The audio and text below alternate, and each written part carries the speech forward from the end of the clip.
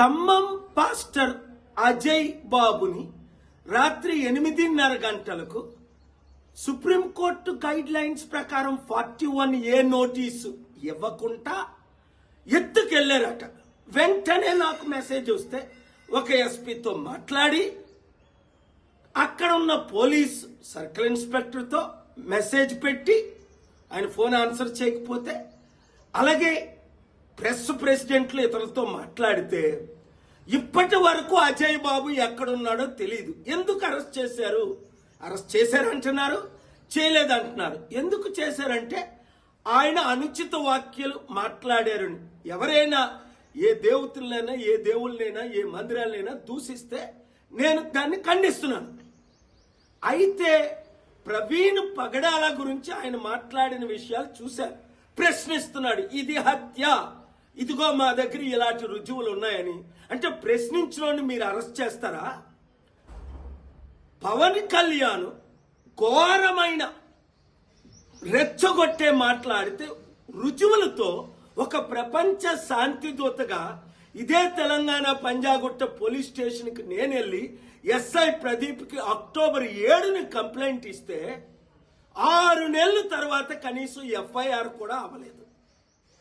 అయితే ఉప్పల్లో కె రవీందర్ రెడ్డి అట, ఒక హిందూ సంఘానికి ప్రెసిడెంట్ అట.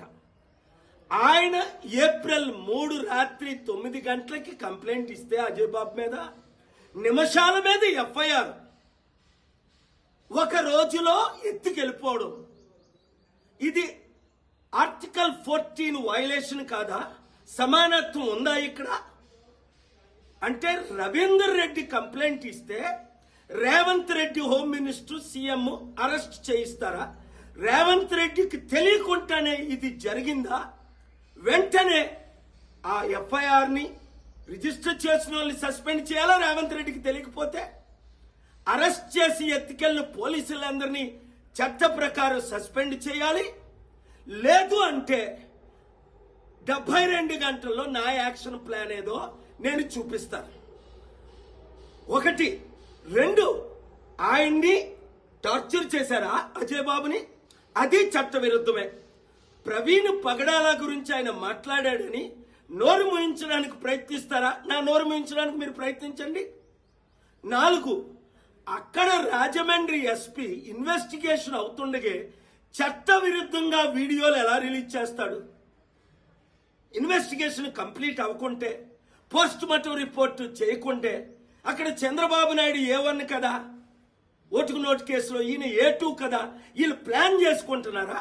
నేను కేసు పెట్టి వాళ్ళ బెయిల్ క్యాన్సిల్ చెయ్యాలా? 5, ఒకవేళ ఈ Praveen Pagadala dupe videos TV5 Naidu owner, TV5 Murthy అది రిలీజ్ చేస్తే వాళ్ళ మీద కేసు పెట్టారా? నోటీసులు ఇచ్చారా? అరెస్ట్ చేశారా? అంటే ఒకరికైతే ఒక చట్టం, పవన్ కళ్యాణ్కి అయితే మోదీతో ఉన్నాడు, టీడీపీతో ఉన్నాడు, ఉప ముఖ్యమంత్రి గనక ఈ రోజు వరకు ఎఫ్ఐఆర్ ఫైల్ చేయలేదు. నేను ప్రపంచ శాంతి దూతని, శాంతి కొరకు నేను కంప్లైంట్ పెట్టాను. అలాంటి రెచ్చిపోయిన మాట్లాడుకో. ఆ తర్వాత ఇంకా ఆయన రెచ్చిపోయాడు. అప్పుడు అరెస్ట్ చేసి ఉంటే, పవన్ కళ్యాణ్కి నోటీసులు ఉంటే ఇచ్చుంటే మరలా ఆయన రెచ్చిపోయినట్టు ఫిబ్రవరి మార్చిలో మాట్లాడతాడా? అర్థం చేసుకోండి. దేవుడు నన్ను ప్రజాశాంతి పార్టీ ఎందుకు పెట్టించాడు? హిందువులారా, ముస్లింలారా, క్రైస్తవులారా కదలి రండి. 7569441275 గ్రూపులు పెట్టండి, కంప్లైంట్లు చేయండి. నాకు మీ కొరకు నేనున్నాను, సత్యం కొరకు నేనున్నాను. అది హిందువులకి, ముస్లింలకి, క్రిస్టియన్ ఎవరికి అన్యాయం జరిగినా వాళ్ళందరికీ పార్టీలు ఉన్నాయి, మనకున్నాయా? ఇప్పుడైనా ఒకటి గమనించండి, దేవుడు నన్ను రాజకీయాల్లోకి ఎందుకు తీసుకొచ్చాడు? రాజ్యాధికారం లేనిదే ఏదీ సాధించడం. రాత్రి మీద మిమ్మల్ని ఎత్తుకెళ్ళిపోయి మరొక మణిపూర్ తెలుగు రాష్ట్రాల్లో చేయడానికే ఈ ప్లాన్ అంటారా? అక్కడ ఏమైంది? లక్షల మందికి. మణిపూర్లో ఏమైంది? 1000 చర్చిలు ఏమయ్యాయి? అర్థం చేసుకోండి. Let us come together, work together, pray together, peacefully fight together to save India, especially Telugu states. Share this video until it reaches everybody.